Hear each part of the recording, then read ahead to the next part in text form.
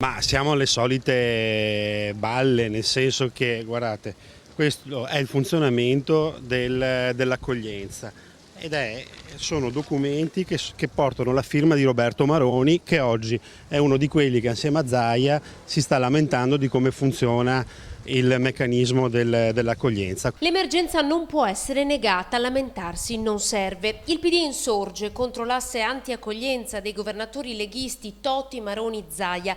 Dichiarazioni espresse da questo fronte del Nord definite dal PD pura propaganda. Sono poteri che la legge non consente ai governatori regionali di esercitare, accusa l'opposizione. Soltanto Roberto Maroni avrebbe potuto fare qualcosa quando era ministro dell'Interno, dunque al governo. Oggi siamo solo a metà di quella cifra che Zaia aveva accordato con il governo. Allora, basta lamentarsi. Affrontiamo un'emergenza. Quelle del fronte del Nord sono parole definite gravi dal consigliere di opposizione Andrea Michalizzi, ma che, aggiunge, non sorprendono.